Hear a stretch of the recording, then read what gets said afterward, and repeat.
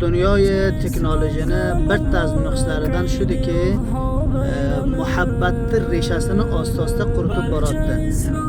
Eid kunlariga qadimlarimiz bir ulusvorlikdan yana bir ulusvorlikka baxotir do'stu, ahbobu, inog'alarini ko'rgani bor edi. Hozirga faqat dunyoy teknolojiga bir aksiya beradi. Bas xolos faqat taygan bitilganki Qurbon hayiting muborak bo'lsin yo Eid Said Adha muborak. Va agar jonibi muqobil ko'p havsala qilgan bo'lsa, va ham bir qita aksiya beradi bunga. Ayni shu narsa yo biz istekar beradi, yo uni tagiga bir like qo'yadi, bas xolos.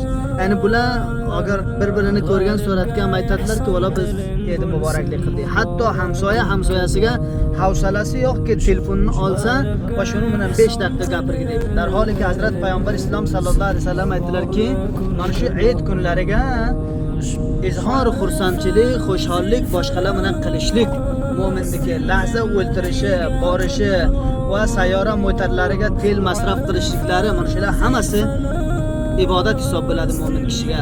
Yozdan meni taqozom shudiki, do'stlar, inog'alar bor, otalari bor, do'stlari bor, xoharlar bor, amma va xolalarki yillarga bir-birini ko'rgani yo'qdi.